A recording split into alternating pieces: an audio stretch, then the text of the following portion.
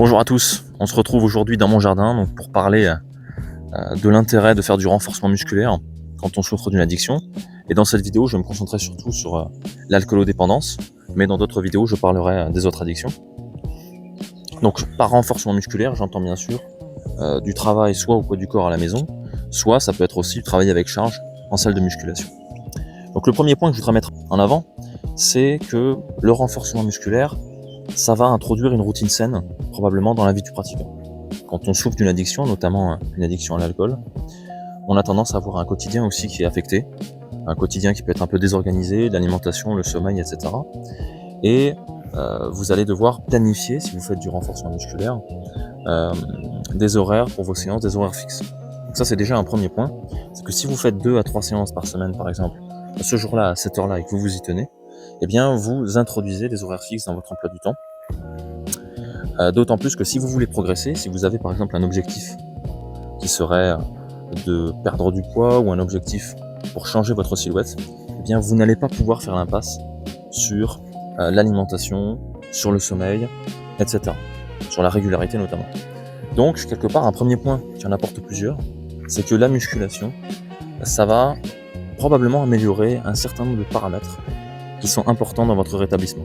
Deuxième point, l'alcoolisme chronique, il peut être associé souvent avec ce qu'on appelle une sarcopénie alcoolique, c'est-à-dire en fait une perte de masse et de force musculaire, et puis une augmentation aussi de la fatigue musculaire, de la fatigue physique, qui est liée justement à l'addiction, qui peut ne pas forcément être identifiée, mais qui peut être présente. Alors pas toujours, mais ça peut être présent.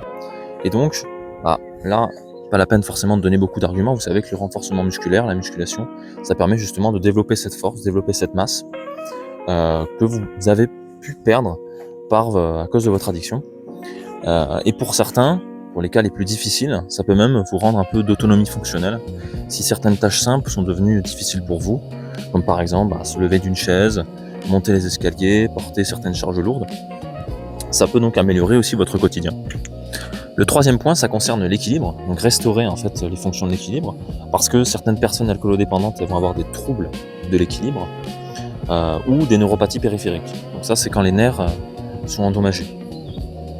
Or, on sait que la stabilité, en fait, elle passe beaucoup par la force, pas par la masse musculaire, mais par la force. Je dis ça parce que ça peut avoir son importance dans le choix du programme d'activité physique que vous allez choisir. On sait notamment sur les personnes âgées, en fait, on s'est rendu compte que pour éviter que nos anciens ne chutent, eh bien, l'une des meilleures préventions, c'est de travailler la force musculaire. Plus ils ont des jambes qui sont fortes, et moins en fait ils auront des troubles de l'équilibre qui peuvent conduire pour les personnes âgées à de graves problèmes, on le sait. Et bien pour les personnes alcoolodépendantes, on va réfléchir de la même manière. On va travailler la force pour lutter contre les troubles de l'équilibre. Pour le quatrième point, je voudrais vous parler un petit peu du métabolisme. Vous savez peut-être que certains traitements utilisés en addictologie vont atteindre un petit peu le métabolisme. Mais au-delà de ça, l'addiction à l'alcool, donc l'alcoolodépendance, ça va souvent favoriser une insulinorésistance, donc ça veut dire une résistance à l'insuline. Ça peut parfois créer des atteintes hépatiques, donc des maladies au niveau du foie, et puis des fois la dénutrition aussi.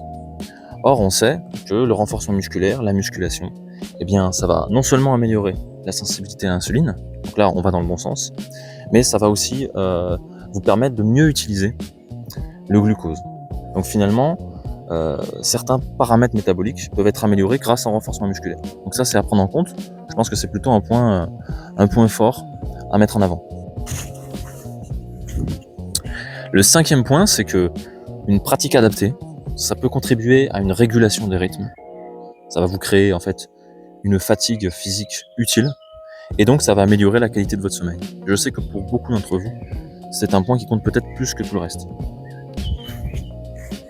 Et enfin, le dernier point que je voudrais aborder, c'est que le renforcement musculaire, ça va améliorer l'image que vous faites de votre corps, parce que d'abord, vous allez voir des changements au niveau de votre force, vous allez vous voir progresser, vous allez gagner en confiance physique, vous allez aussi améliorer votre posture si vous suivez un programme complet, et donc ça va toucher en fait les circuits de récompense qui sont abîmés en fait par votre addiction.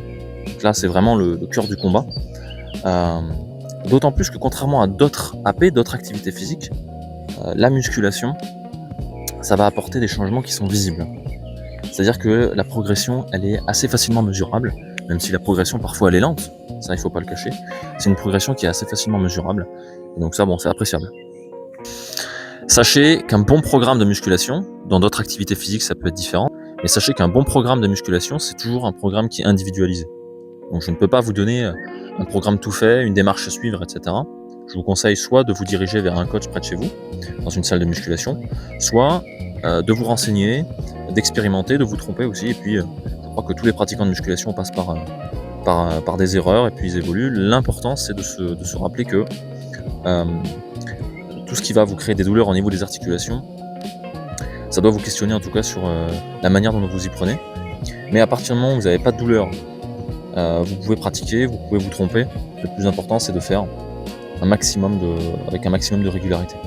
Quelques conseils tout de même, si vous êtes très déconditionné, je vous conseille plutôt de faire des séries longues au début pour bien apprendre, bien assimiler les mouvements.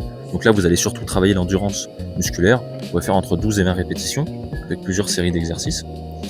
Et puis, une fois que les mouvements sont bien assimilés, que votre corps est réentraîné à l'effort, vous pourrez passer sur un travail de force. Donc, comme on l'a vu, c'est ce qui est le plus important pour vous, un travail de force, donc avec des exercices plutôt, généralement on dit entre 3 et 6 répétitions pour travailler la force.